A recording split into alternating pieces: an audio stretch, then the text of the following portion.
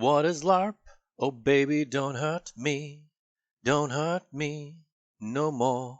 Hey you, yes you, the person who's stuck inside due to forces outside your control instead of your own crippled social anxiety, lack of discipline/motivations, and your overwhelming need to complain about everything despite having the ability to change your own circumstances. Yes you! Well guess what? I believe in you. You want to get into shape or lose weight but think dumbbells are dumb? Think treadmills are treading on thin ice? Push-ups are too pushy? Then get ready to LARP, you beautiful dorks. I'm going to show you how to LARP.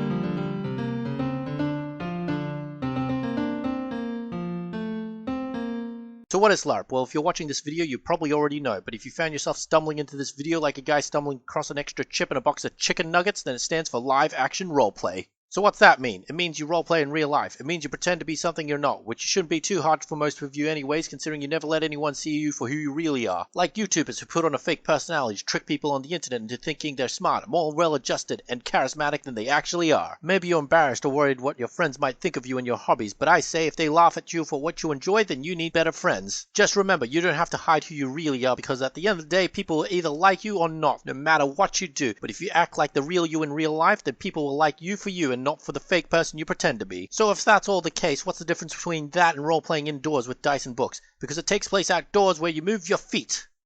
Wait, what do you mean parlor LARPs and model UNs are a thing?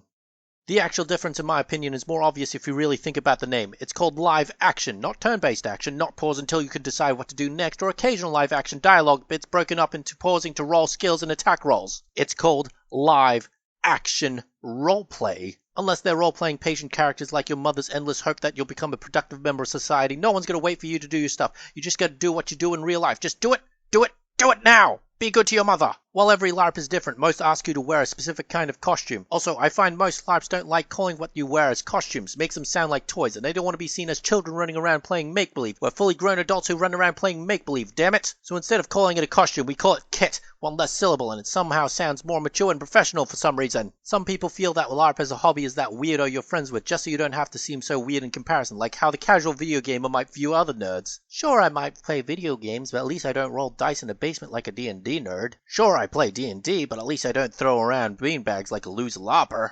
Sure, I might be a LARPer, but at least I'm not... I was gonna say something about HEMA, but I'm not gonna insult those guys. They're freaking scary.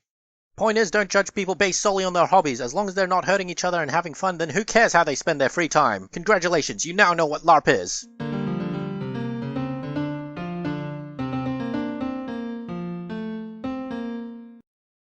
LARP can build a bridge. Have you found a LARP local to you? Good. Now all you have to do is go there, introduce yourself, and make a good impression. Dress right, clean yourself up, and be confident, and I'm sure everyone will love you. Your mother already loves you, and she probably does it for a good reason, so don't disappoint her. And if being a LARPer disappoints her, then don't fear, I'm sure she loves you anyways. And if she doesn't, then you shouldn't be trying to gain her approval anyways. Who cares about her? Go LARP! Find some good friends to love and support you, and be happy! But besides being actually there in person, you need to roleplay a different character now. That's right, so you have to choose a character and make a backstory, a vessel in which to channel your new identity. Get ready, because I'm going to show you how to LARP.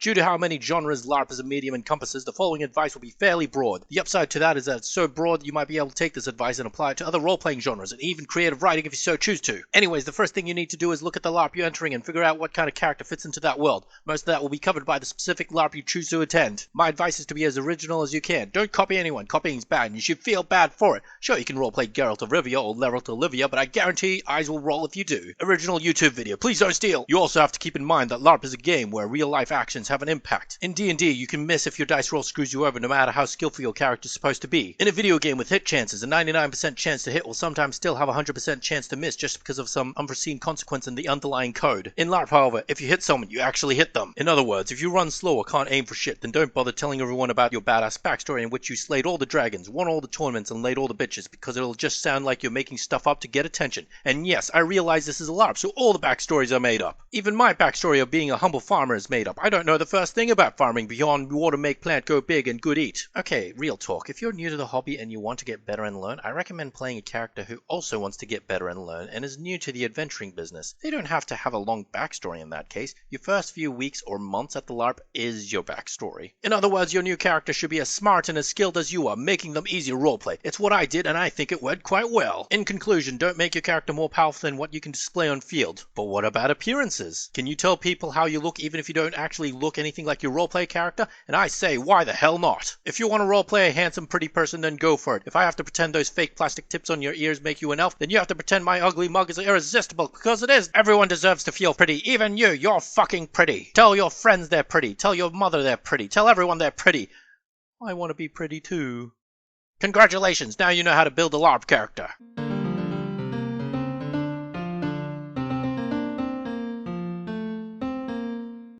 Both of us knowing LARP is a battlefield. Want to chop up your fictional enemies and give your fictional friends bruises? Want to compensate for something using a longsword? Want to lug around armor to work on your glutes? Then I have the class for you. Get ready to learn how to use a warrior, because I'm going to show you how to LARP.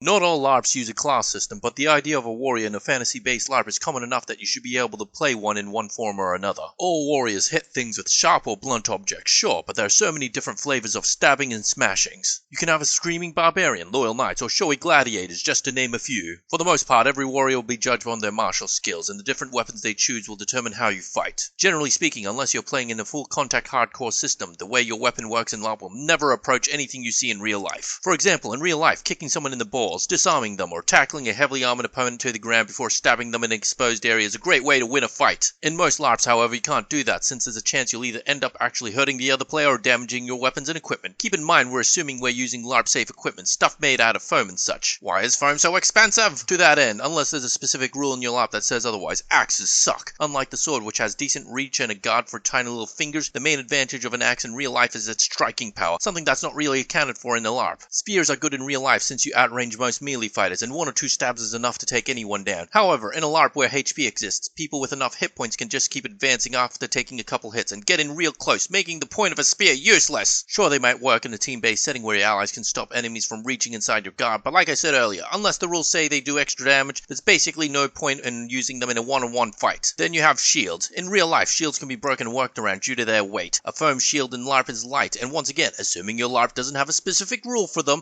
is indestructible, negating many of their real-life weaknesses. A warrior with a two-handed weapon has a similar issue to spears. They have better reach than a normal sword, but as I've said again and again, unless your LARP has a specific rule giving it extra damage like an axe or something, then there's almost no point in using them over, say, a sword and shield, aka the best combo ever. If you want to win harder at LARP as a warrior, then I suggest getting metal armor. For those of you who don't know, in most LARPs, having more armor doesn't reduce the amount of damage you take, it just gives you more hit points. So even if they keep hitting your unarmored foot, you can still take more hits than the guy who gets struck in his armored chest, as long as you have more armor covering the rest of your body. If you have 3 times as many hit points as the other guy, you'll still beat them even if they hit you twice as many times as you hit them. It's just basic maths. In the end, LARP is just another pay-to-win game, so spend some money, get out there and win. Congratulations, now you know how to be a warrior in LARP.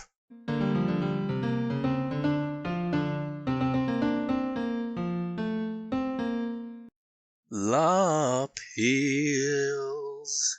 A healer in a video game is that class that everyone wants in their team but doesn't want to be themselves. Super important to not dying, but not impactful in any obvious way outside of very specific circumstances, and thus detrimental to anyone who wants to be the center of attention. Luckily, LARP isn't a video game. You don't have to be just the guy who only throws around bandages in a fight. There's nuance. Nuance that can be easy to miss if you're new to the hobby and don't know a real sword from a foam sword. Luckily for you, I've taken the liberty of licking all the swords, so I know which is which, and I'm also here to show you why the healer is the best goddamn character to play in LARP. So get ready, because I'm going to show you how to be a healer in LARP.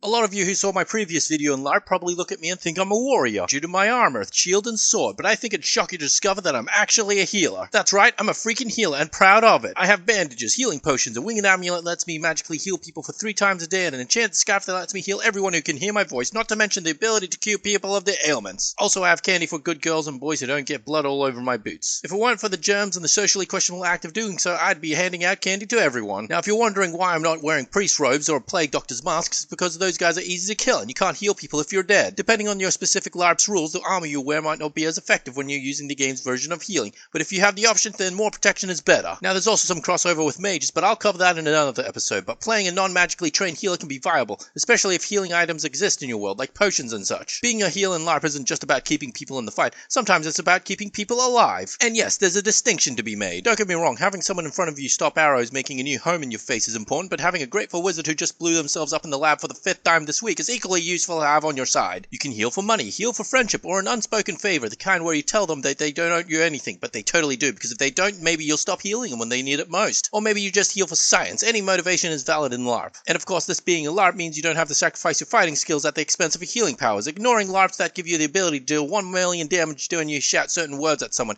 you can learn to dodge, block, and dish out sword strikes quickly and as well as any other non-healer type out there if you practice enough. Just a quick tip to anyone who thinks it's a good idea to paint red crosses across your armor. It's actually a bad idea and it's technically against international law, so don't do it. And if you do, you better know how to actually give first aid and all that stuff. Don't believe me? Look it up. I've put a link in the description, and if you're watching this, you probably have internet access anyway, so do it. You have no excuses. Last piece of advice, you can only be a healer in LARP if you yourself are healthy in real life. So stay safe, eat well, and don't put yourself in unnecessary danger. Be good to you. LARP is a hobby, not a life or death activity, so treat it as such. And if you do actually get hurt, make sure you're fully healed, get a doctor if you need it, and then come back to LARP when you're fully good to go. Congratulations, now you know how to be a healer in LARP.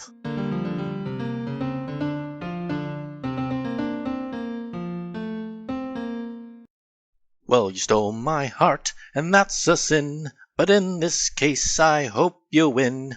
LARP, thief, that's what you are. Sneaky, leather-clad thieves that will just as likely take your gold as they take your lives. Wearing black and shrouded in mystery, the rogue strikes when you least suspect. I've delved into the secret lives of rogues to tell you how they work and how you can play as one, so get ready because I'm going to show you how to be a rogue in LARP.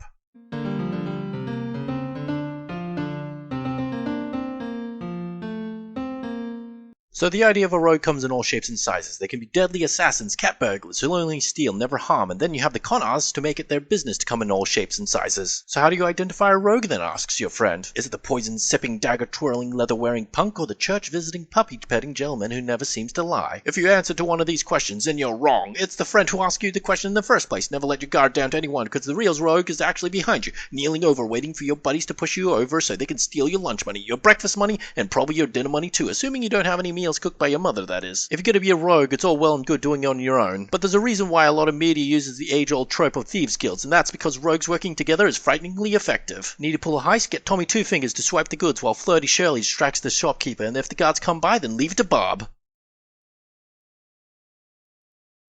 Bob is no one special, he's just the fall guy you blame when everything hits the fan, and it will hit the fan. My point is, unless it's specifically part of the con, don't go around telling everyone you're a thief. A rogue's best advantage is the fact that no one expects them, so if you start advertising the fact that you're a rogue, you've just given up half your advantage for no real reason. Speaking of giving up an advantage, don't just fight people with a piddly little dagger. That's your backup holdout utility weapon. Try fighting someone using a dagger while they're swinging a greatsword in LARP and you're gonna lose unless they're feeling particularly merciful. Use a short sword or a rapier, both equally roguish weapons, and you can tell people you're a warrior if they ask, so make sure you carry around a real weapon, and some armor too. If you're hiding behind cover, you don't magically become more visible if you're wearing metal armor, and if your friends are also wearing metal armor, you can camouflage with them, like a zebra. Besides that, you're gonna be friendly, make some friends, and gold in equal measure, and if you need to break some legs, then so be it. Also, just because you're a rogue doesn't mean you need to break contracts, promises, and deals all the time. If you're out of LARP, it means it's a small community, and if it's a small community, it means people are gonna catch on eventually. Even if those same people play as different characters and thus would not know about your roguish ways in character, their subconsciousness will scream at them not to trust you, even if they do everything in their power to avoid meta-knowledge. Don't be coy, just keep pretending you're something you're not. If you're already LARPing, that makes it easier. In other words, all you have to do is pretend to be a fictional character who's pretending to be another fictional character, and if you're already hiding your true personality from all your LARPing buddies, you just have to pretend to be someone you aren't, who's pretending to be a fictional character, who's pretending to be another fictional character, who's pretending to be someone they aren't. Easy! Congratulations, now you know how to play a rogue in LARP.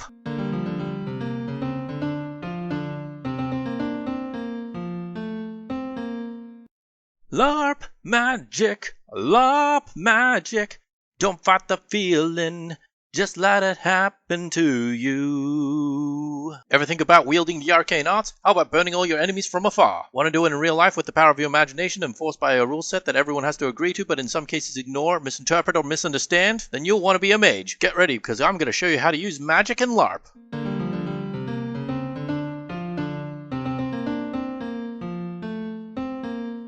Oh boy, this is gonna be a tough one. Being a warrior or rogue is easy enough. They're just two different flavors of stabbing someone, and just about every LARP supports stabbings. I know I do. The act of hitting someone counts as you hitting them, and the act of you dodging a blow means you're completely fine, and that's pretty universal no matter which LARP you go to. Magic, however, is a bit more diverse, meaning there's no real unified advice that I can give that'll help you be a mage in every single LARP, but screw it, I'm gonna try anyways. So most LARPs understand that we can't actually summon up literal balls of flame, the same way we understand that you can't actually stab each other with real sharpened bits of metal. Since we're forbidden from practicing real magic and literally burning our friends alive, we have to compensate with our imaginations and other non-imaginative stand-ins. Sometimes you just have to point at someone and they have to pretend that they've been hit with a beam of magic. Sometimes props are used, like bits of rope being placed on the ground to represent a firewall, or a ribbon tied around a sword to show that it's been enchanted, or more commonly, little harmless balls of foam used as magic missiles or other projectile-based spells. These little thrown stand-ins are normally preceded by shouting the spell's name, so the unfortunate bastard who's about to burst into flames will know how loud they have to pretend shout, to pretend die when hit by your pretend magic when being hit by a pretend fire, because it probably feels different from being struck by lightning, doused in a spray of acid, or blasted by pure magic. Problem is, foam balls are made from foam, which means you have to depend on the mage being loud when casting it. After all, a fully armored knight wearing solid steel armor will find it more difficult to notice a soft foam ball hitting them unless their attention is on said soft foam ball,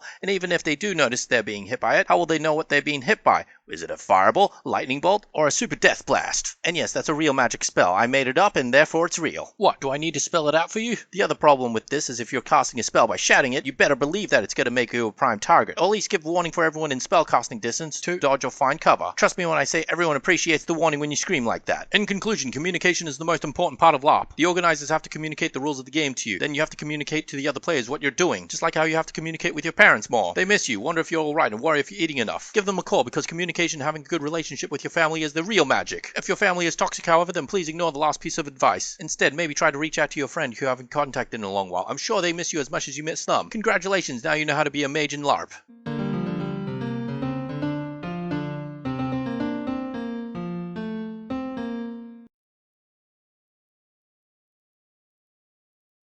Let LARP be the leader. Let it take control of your mind and your body. For all of those of you who follow my channel, I know what it's like to have the responsibility of leadership. I know what it's like to have a legion of people move at my command and kneel in fealty, and it's my responsibility to teach you how to lead people into battle. So get ready everyone and listen up, because I'm going to show you how to be a leader in LARP.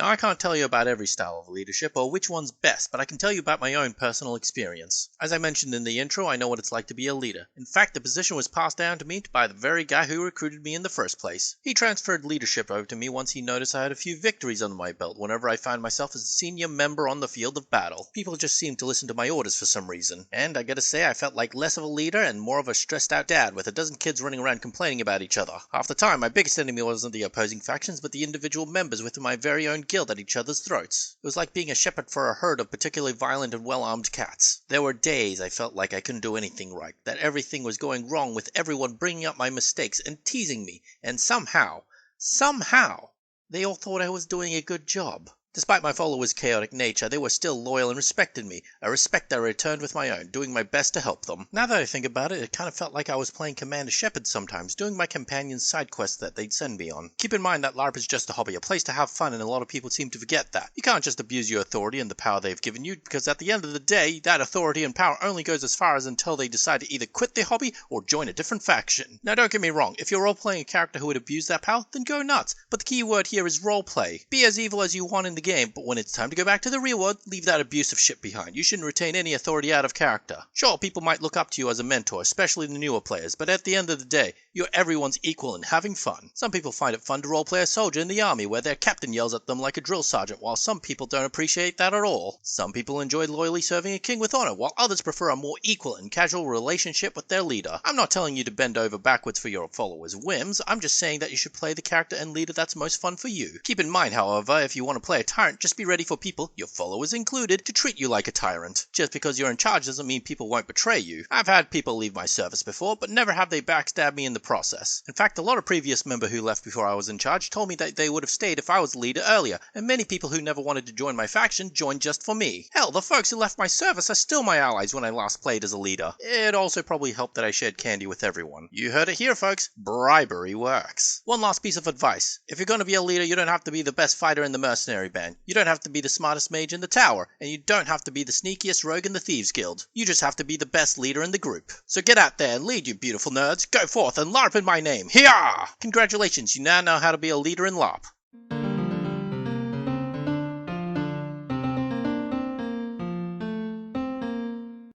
Cause I can't make you LARP me if you don't. The idea of NPCs or non-playable characters are such an odd concept in LARP. By their very definition as non-playable characters, they shouldn't have anyone play them, yet here we are in LARP having real people play them. In other words, the actual wording of NPCs shouldn't be taken so literally, which I'll explain with my big brain in this very video, so get ready cause I'm gonna show you how to LARP.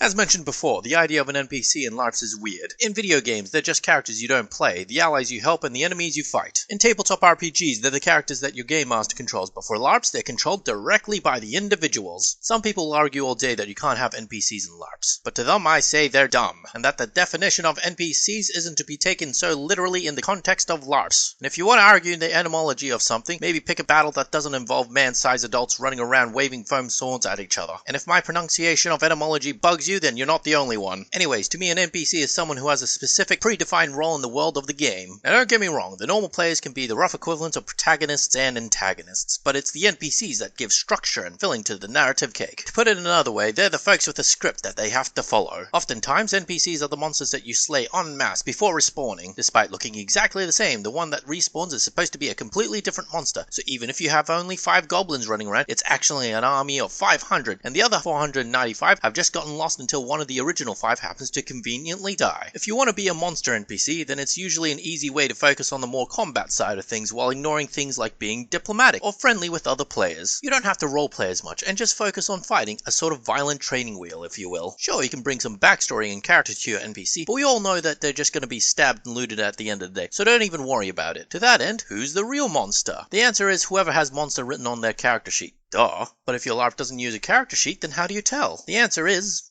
whoever has to use a combination of more than 3 pieces of prosthetics/makeup to represent their races, or a full face mask, which for this purpose counts as 3 pieces of prosthetics/makeup. Wearing 2 bits of pointy ears, you're lucky it's not 3, but I'm watching you, elf. Have 2 horns and red skin? Then you're clearly a demonic monster. An NPC's role is to facilitate and create such structure for the world to make it feel more alive. NPCs are essentially the background or side characters. They can be the king who gives quests to the courageous adventurers, or the baker on the street selling their wares. Generally, LARP systems either make friendly NPCs either super vulnerable and easy to kill, or super invincible, going as far as to create an anti-violence field often enforced by magic. Which of course means that everyone is going to try and find loopholes and ways around it so they can fulfill their fantasies of being murder hobos. If you're just starting out in LARP, then being an NPC can be an easy way to get into roleplaying without having to invest too much into the new character. And if you like the NPC enough, then there's no reason why you can't change the NPC into a fully fledged playable character as long as they're not too powerful. Just remember, no matter how you have fun in LARP, it's just important that you do indeed have fun. So congratulations, now you know about NPCs in LARP.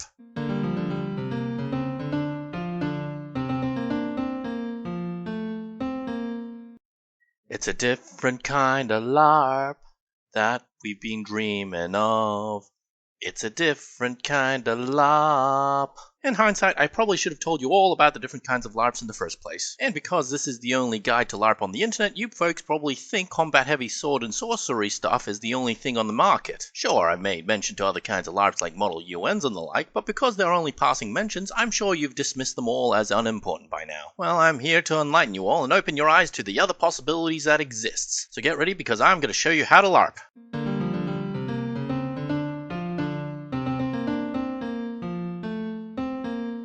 Just so your brain doesn't explode and I don't get sued for exploding your skulls, let's start with fantasy LARPs. For the most part, you'll have people running around with swords, bows, and magic wands, throwing around great balls of foam at each other, pretending they're using spells. However, every LARP, even their individual genres, can be divided up into a million different ways. Broadly speaking, some LARPs are more roleplay oriented in terms of how magic works. In some of those systems, if you act out a spell enough, the people receiving the effects of said spell will behave differently. Saying, "I cast Fireball," and throwing a beanbag at a guy in armor, he'll probably just say, "Ow!" and proceed to murder your magical ass. Instead of doing that, you can also say, "Through the powers of the nine hells, I summon the fiery, unquenching wrath of the Quasalis demon hordes itself to burn away your life and soul," while waving your hands around, and the other guy will probably scream in pain as they pretend their entire world is on fire. Either that, or they'll just proceed to murder your magical ass while it takes you 2 hours to actually cast that spell. Some LARPs tell you not to grab the other people's stuff, shield bash, or go for the face, since these actions might lead to actual injury or the breaking of $100 equipment. Seriously, why the hell is foam so freaking expensive? Anyways, in the more hardcore LARPs, you're allowed to disarm enemies, shield bash, and go for the face, but they're still LARPing, and for the most part using foam weapons too. These specific kind of LARPers are one step short of HEMA players. Does that mean softer, less hardcore LARPs are bad? Of course not. People in those LARPs keep the health insurance premiums down and usually have less cases of their $100 foam swords breaking. Seriously, why the hell are they so fucking expensive? Then you have sci-fi LARPs, military LARPs, and historical LARPs to name a few, most of which use toy guns of some sort. Just like costumes and kit, they don't like calling them toy guns because it makes them sound like children, and instead usually call them something else like, blasters. Pew pew! Then you have people who live in a modern hell where food is hard to come by, safety is a foreign concept, and the collapse of society is either imminent or already happening. Anyways, enough about real life, let's talk about the post-apocalyptic genre. Maybe a nuke went off, maybe there's a big oil war, or maybe the world's supply of jello shots went missing, I don't know. Point is, you can wear what you're wearing right now to these kinds of LARPs. Just slap on some dirt, rip up some fabric, and stop washing for a few months. Okay, that's actually a bad idea. Having something look dirty is fine and all, but you should actually make sure it's hygienic. Just because you don't get sick from dried sweat stains doesn't mean your friend can't. Think of them and adjust accordingly. Some LARPs rely more on mechanical systems in that players literally shout out how much damage they're doing, while others depend solely on dodging and hitting as their only skills. Some LARPs focus on the objective and doing everything you can to win the fight, focusing on raw numbers to do it, while others take a more laid-back, story-driven approach. Some LARPs are more open, with player-driven stories, while others have a stricter control narrative that is controlled by a single person or a small group. Then you have power LARPs, model UNs, and arguably murder mysteries, where everybody just sits around and just talks. Those sorts of games revolve around diplomacy, politics, and general social interactions, which sounds really boring to me. I mean, seriously, who'd want to roleplay that way and not move around? Now, if you excuse me, I have an important D&D game to play with some friends. Congratulations, now you know about the different kinds of LARPs.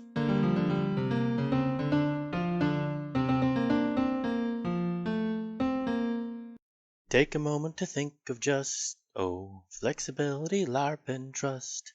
Take a moment to think of just flexibility, LARP, and trust. Whew. Okay, so this specific episode is going to have a slightly more serious introduction in it than my other videos due to the very nature of this topic.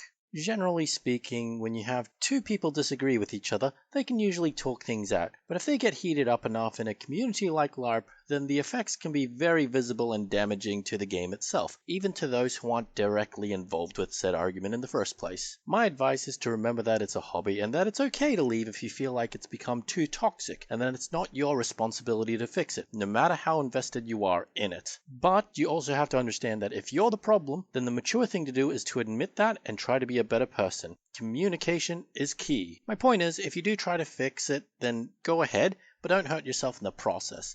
Be good to you and look after yourself. Remember that once again, LARP is a hobby, and if it stops feeling like a hobby because of a select few people, then go to a different LARP. And if LARP itself stops feeling like a hobby, then maybe think about taking a break from it, at least for a little while. Anyways, with that out of the way, let's go back to our usual programming where I talk really fast and get ready because I'm going to show you how to LARP!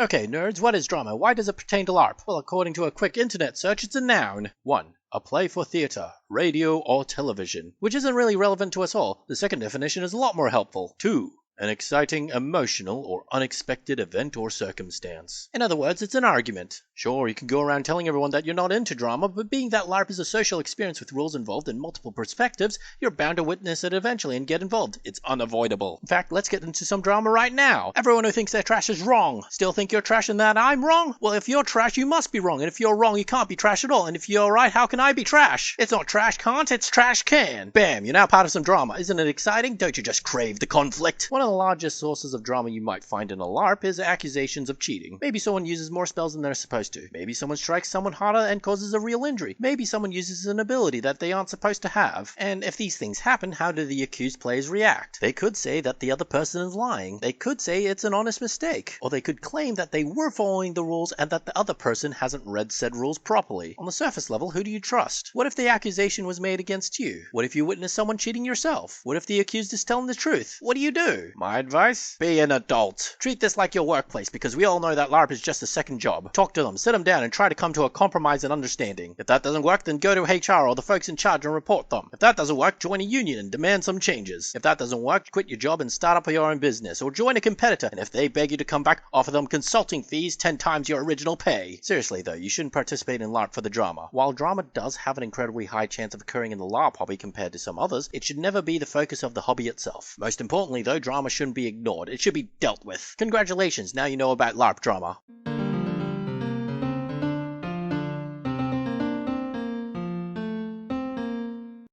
Giving up on your LARP because people play LARP for many reasons. Sometimes they just like hitting things but don't want to be hit back hard enough for their bones to break. Sometimes they like being surrounded by other weirdos while complimenting each other's outfits. Sometimes you want to fulfill your fantasy of being a good person or just let go and watch the world burn. Sometimes you just want to roleplay the alignment you want. So get ready because I'm going to show you how to LARP.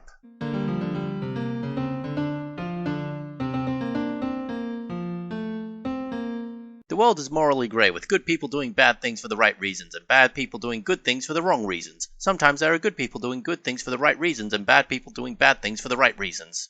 Or the wrong reasons, I'm not entirely sure anymore. But as the old saying goes, everyone's the protagonist of their own story. Good and evil is rarely the question in here. Turns out, real life is grey enough that thinking of things in black and white is a depressingly popular fantasy. The fact that video games and your other hobbies often share this black and white view make them that much more desirable and easier to stomach. Why have a deep character with interesting set of motivations when you can just make them hit bad people because they're bad? I'm not trying to write a novel here, I'm trying to play make-believe with expensive foam weapons. Why are foam weapons so expensive? Now don't get me wrong, having a deep character with a long backstory is cool and all, but in a live-action environment like LARP, it rarely comes up unless you like monologuing, in which case you're either evil or a narcissist. So, how can you play a good and evil character then? You're probably asking, freebie wits, how can I reduce the complicated moral spectrum into an easily digestible checklist? Well, you can't. It's impossible.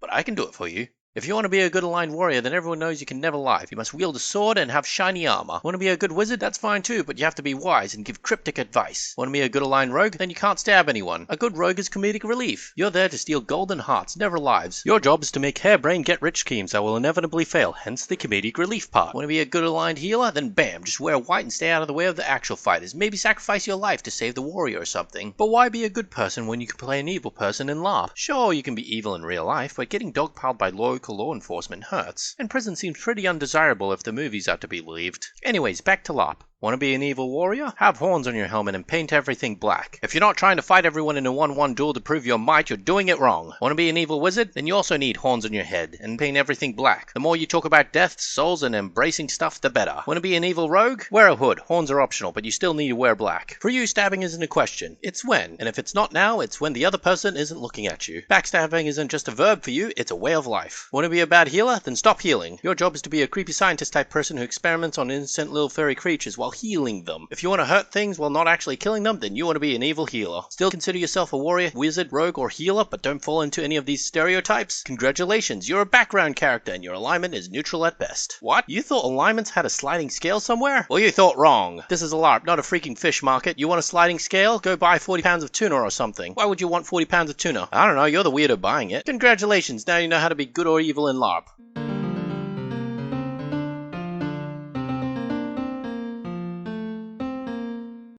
This is the last LARP song I'll ever write for you.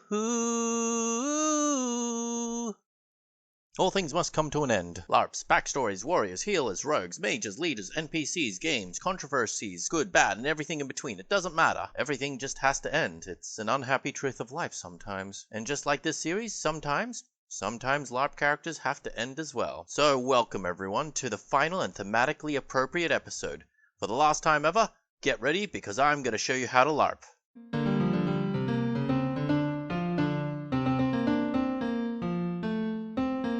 We all saw it coming. Frankly, I was running out of material for this series. Not that I'd ever admit out loud, so forget I said anything. I'm smart and 100% original. I'm a fan of ideas that'll never run out. I have a million more episodes in my brain vault ready to go, and I'm holding all back so other YouTubers can still get some viewers. However, occasionally I get tired of a specific idea, no matter how awesome it is, and in the end, that's what a fictional character is. An idea that happened to take a life of their own. Sure, you can spice it up and give it new life in a different form, but that doesn't mean the original idea has to go on forever, or that it even should. I might like eating curry, but I refuse to eat it every day for each meal. If I did eat it all the time, I'd eventually associate the burning spice on my tongue with the burning spice on my lower tongue, if you know what I mean, and I'd likely never look at a toilet the same way again. Curse my fragile stomach. Point is, sometimes your LARP character has to leave the LARP. Sure, you can be lazy and just stop playing them, relegating them to a position of a background character. They'd become someone to be mentioned, but never actually have any meaningful impact on the world ever again. Normally, however, most characters I've seen leaving the game permanently leave by dying, which is kind of awkward since a lot of fantasy-based LARPs contain resurrection or healing magic. Unless it's specifically built in the world, you have to talk to the organizers about organizing a way to have this character permanently leave the mortal coil. The most memorable permanent death I've ever seen in person was my king, a mighty king named King Rex, and his last stand. Now this picture doesn't really capture his majesty, so I'm going to have to resort to an artistic license to make it more obvious that he was, in fact,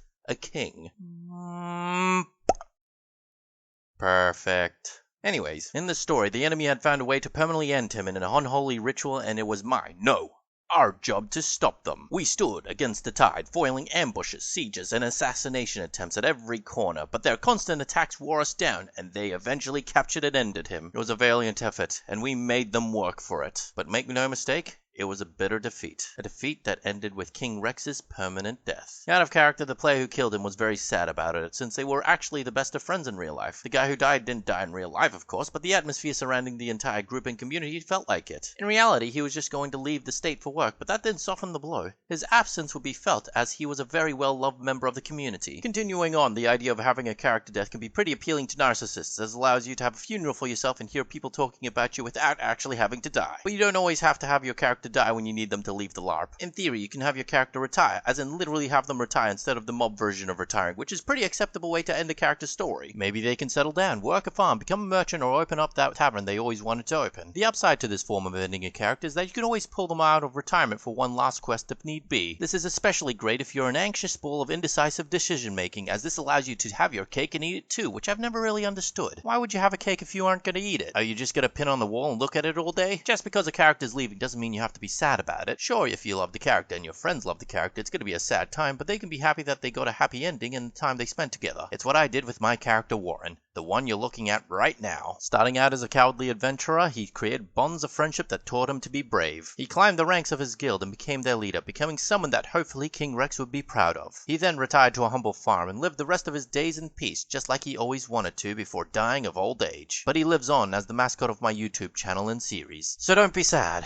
Be happy for the ending we got. Be happy that there's a complete story to be told. I'm glad that I got to show you how to end your character, and I'm especially glad that I got to show you how to LARP. Thank you for watching and sharing this journey with me. For those of you who already LARP, thank you for putting up with me and my rushed and often satirically incorrect comments. For those of you who want to LARP but haven't yet, I hope I've inspired you to try and that you'll have fun when you finally take that leap. For those of you who just watch my videos but have no real interest in LARPing itself, I thank you and hope you've enjoyed yourself regardless. And finally, for all my friends who LARP with me, who give me feedback and just generally believe in me, I want to thank you even more. So, for the last time, congratulations. You all now know everything there is to know about LARP.